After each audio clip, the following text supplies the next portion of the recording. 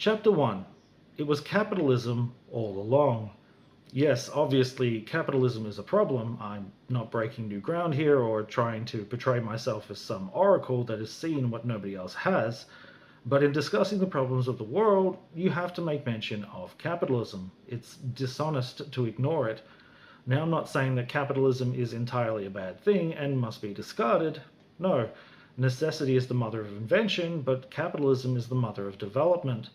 It gave us the Industrial Revolution, which gave us the need for an educated workforce, and education is the means to emancipation. I believe there is a place in society for capitalism. There is a balance to be had. It just cannot be the driving force behind all of human civilization, as it is now. Every problem we face, every failure to address them, can be traced back to capitalism. Inequality, racism, sexism, colonialism, the divisions in our society stem from the goal of capital accumulation. Capitalism is a cancer in the foundation of our governments because its roots are in the political ideologies.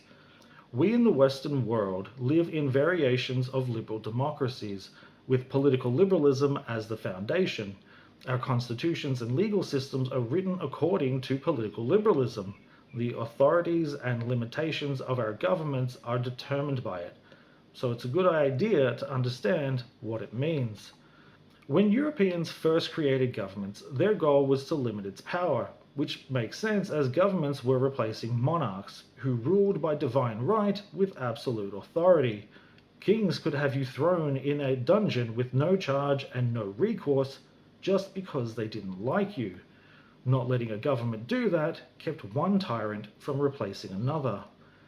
Now, I think there's a bit of confusion about what liberalism actually means, mainly because Americans tend to use the term liberal incorrectly regarding politics. They often use the term to mean open-minded or progressive, but that's not what it means. It is permissive, but that's not the same thing. Americans divide themselves politically between left and right. Australians do too, to a lesser extent. We likewise have a two-party duopoly, where the main divisions lie. For Americans, left is seen as liberal and right is seen as conservative. Not that that's incorrect. The thing is, though, you can be both depending on where you apply them. Let me try to conceptualize it for you. Liberal and conservative are variations on three basic concepts. They are an ideology about regulation and the concept of no. Conservatism is an authoritarian ideology about regulating that no, you cannot do something. It forces its perspective on others, whereas liberalism is a permissive ideology about having no regulation. Let me give you some examples of differences between their use in social and economic contexts. Social conservatism would be like regulating that no, gay people cannot get married, no, trans people cannot have gender-affirming healthcare, no, you can't have a gun without a license. Social liberalism, rather than legislating affirmatively that they can, would say no regulation saying gay people can't get married, no regulation saying that trans people cannot have gender-affirming healthcare, no regulation requiring a license to own a gun. It is permissive in that it allows things by default, although it's more about the tolerance of something, the lack of restriction, rather than actively accepting or protecting it. Now, in economics, conservatism would regulate that no, you can't sack your workers because they got pregnant, no, you can't dump toxic waste in the river system. Whereas economic liberals would say no regulation saying you can't fire workers for getting pregnant, no regulation saying you cannot dump toxic waste in the river system. You can be both liberal and conservative depending on where you apply them. The labels make no sense beyond tribalism. They are just to indicate which team you're on. The division is driven by propaganda, the marketing, us versus them. So that's the liberal perspective on the law, but equally important is the perspective on the government. Liberalism limits the role of government to three fundamental tasks. The first is to protect individual rights. It was originally property rights, but it evolved as at the time only certain people could own property and certain other people were property. At its heart, it's about enforcing deeds and contracts, protecting the individual right to exclusively and privately own something above the collective's right to use it. If you own land, nobody else can build on it, farm it, hunt, or gather on it. The second task, uphold the free market, meaning capitalism.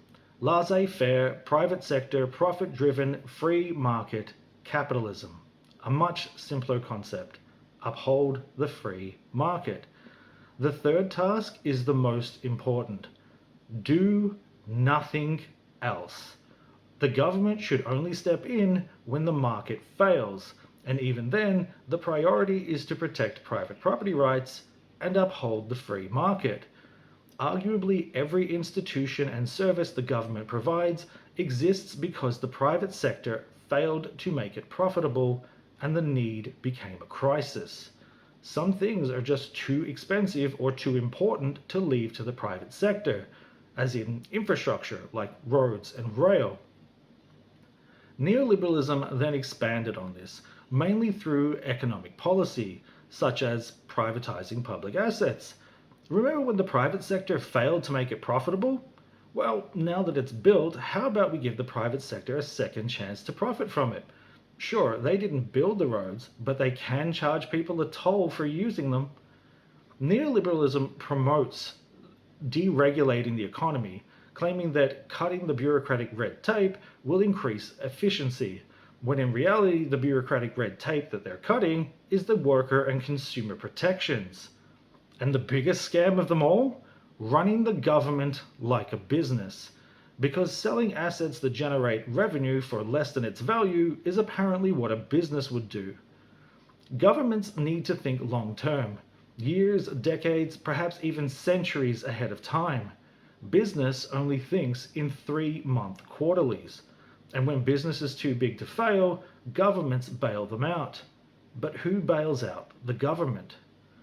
The problem is not just that liberalism and neoliberalism limit the actions that government can take, but that the political parties accept these limitations as inalienable.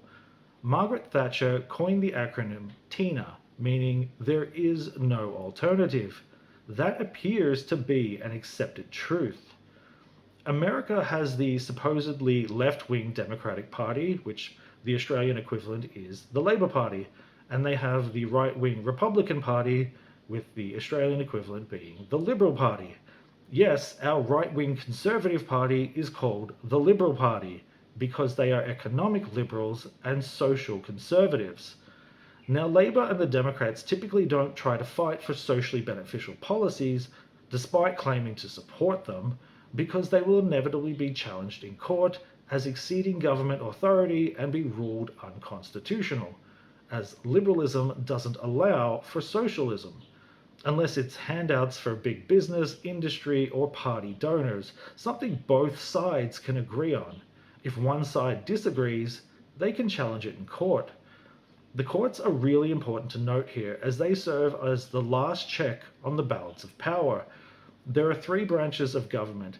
There's the executive, which is the ruling administration that controls the government, the legislative branch, where the laws are made, typically made up of 2 chambers, which are variations on the House of Representatives and the Senate.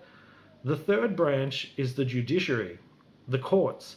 A political party can control the executive and legislative branches, but the judiciary is meant to be independent. Justice is blind in that it's not meant to have a bias for one side over another. One last note before I move on. While I have discussed the liberal view on government and its role, it is essential to understand what the number one baseline priority of government is: survival. Survival of the government. It makes sense from a certain perspective. If an asteroid hits the Earth and human civilization collapses, it's going to take a government to put it back together again. But survival of the government is more than just from hypothetical space rocks. The threat to survival can come from the military of other nations, or it can come from the demands for change of its own people. Whatever the circumstances, the government must survive.